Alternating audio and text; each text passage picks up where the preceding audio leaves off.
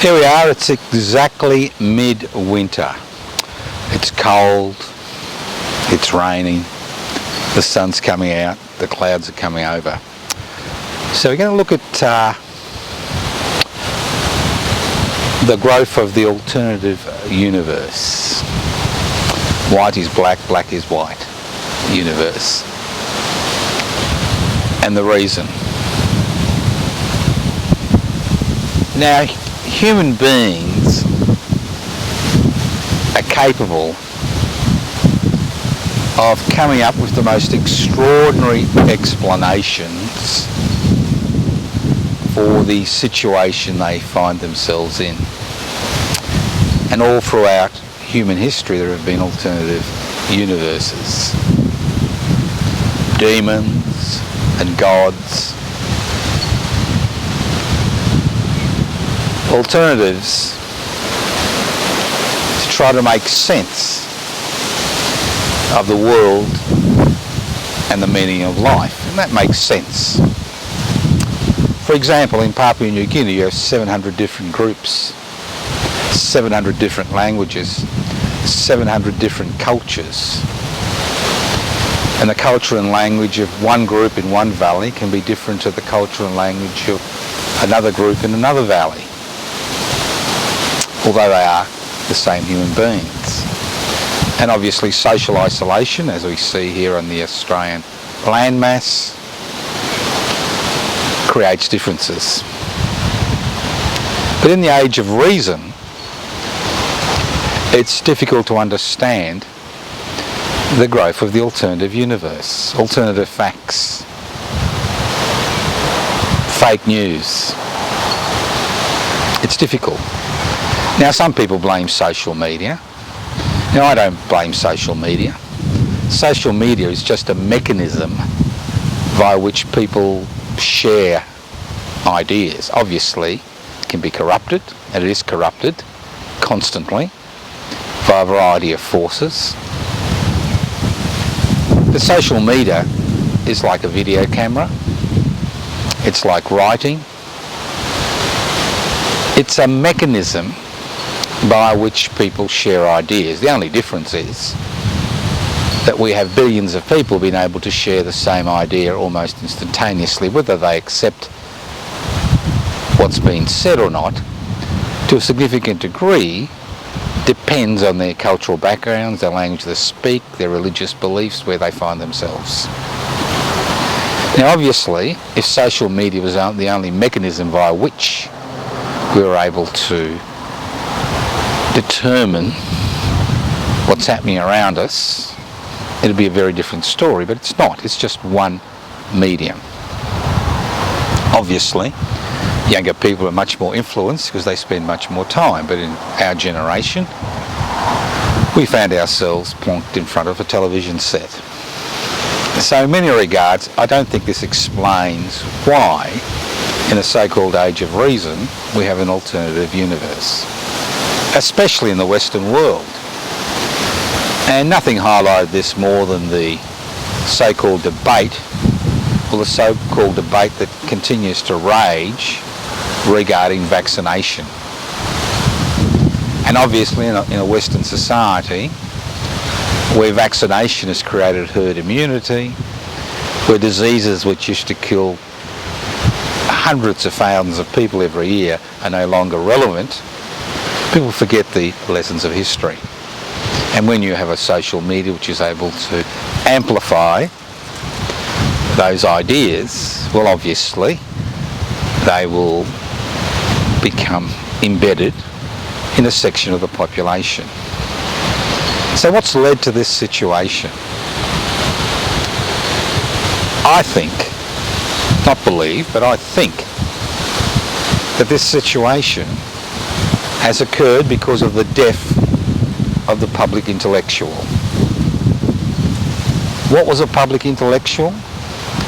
Public intellectuals were people with specific knowledge who were willing to articulate those ideas in a public forum, irrespective of the reaction around them.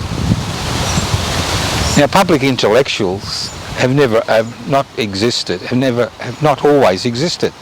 Look at Paul Copernicus and many other people on the scientific frontiers who found themselves persecuted by religious authorities for putting forward ideas which didn't match what was written in some book thousands of years ago.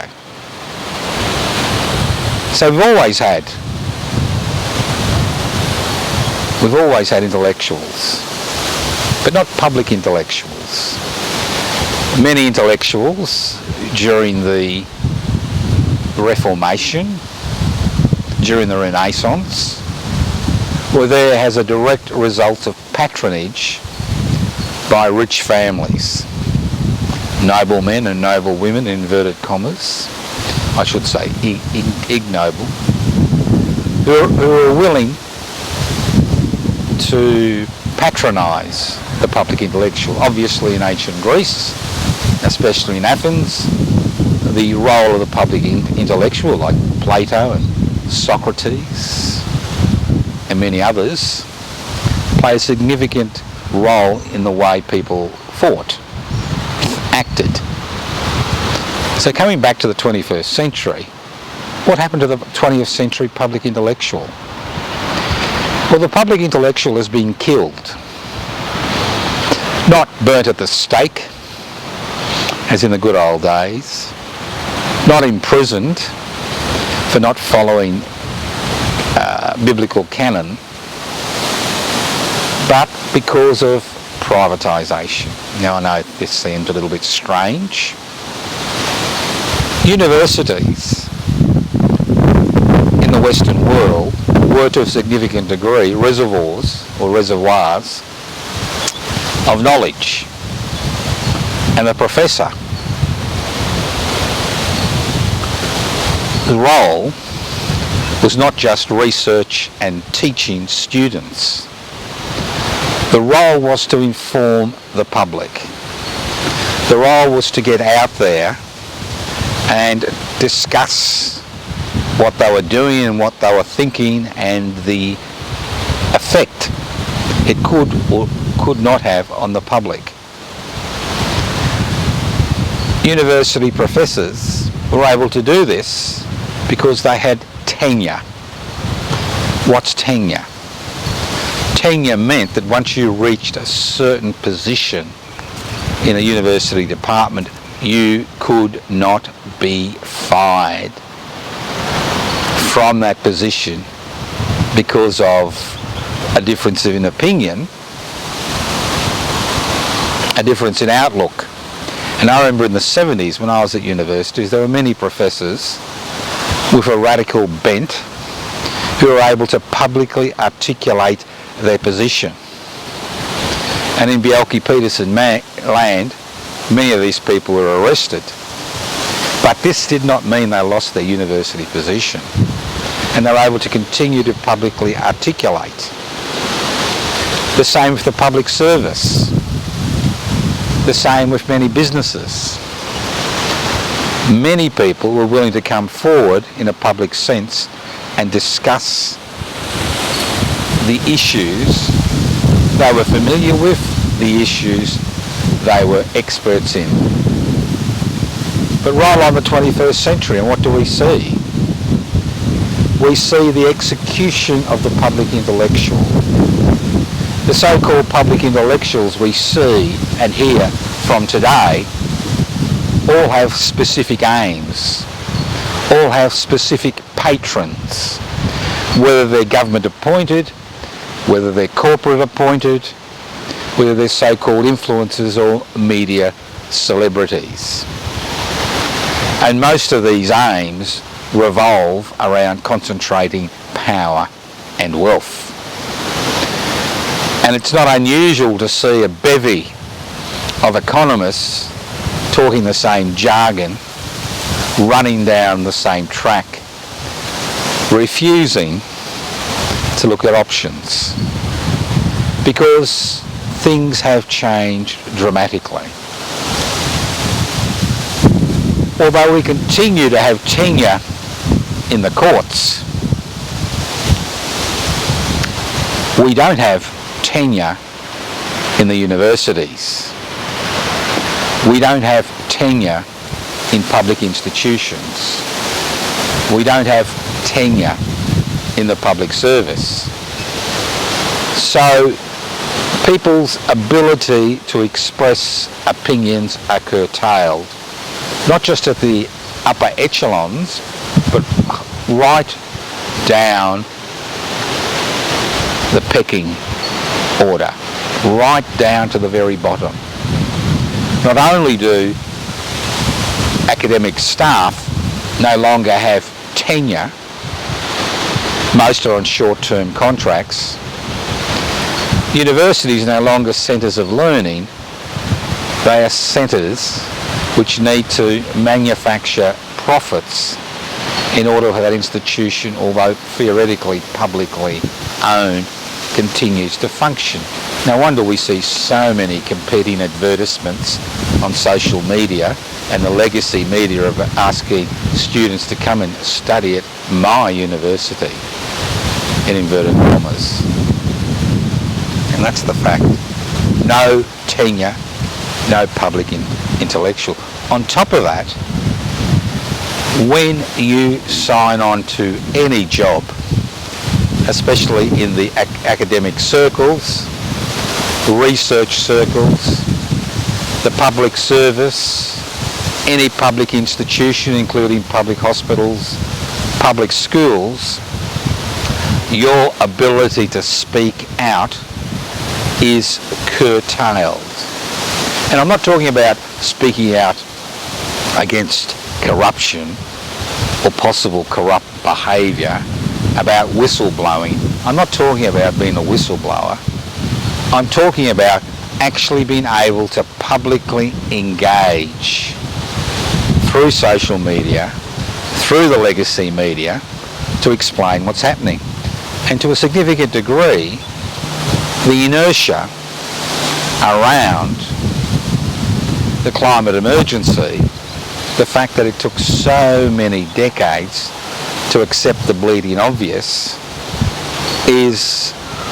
can be put at the door of the fact that intellectuals or people involved in research in these particular areas did not have the ability or the power to speak out about what they were doing.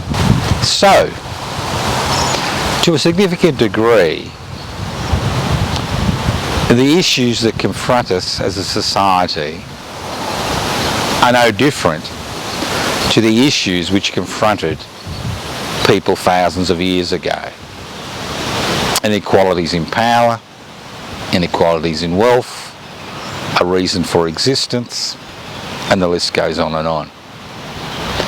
And the difference today is that although we have the institutions and the ability to think beyond the everyday, we don't. We are moving backwards as a society because there are no dissenting voices. And those dissenting voices are punished and criminalised. Obviously, if I worked in a public sector job, I wouldn't be able to do these YouTube presentations. It'd be against my contract.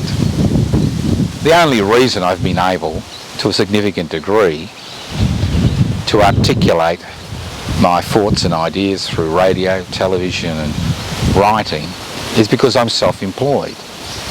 So I can't be fired. Obviously, work can dry up and you can find yourself in a difficult position. And many workers used to be blacklisted who open their mouths. But it's not just about opening your mouth about the situation you find yourself in. It's about using facts, not alternative facts, not an alternative universe, but having tens of thousands of people being able to articulate the position they find themselves in and the ideas that they are familiar with. Now we have moved, well, we think we had moved from the days of burning witches.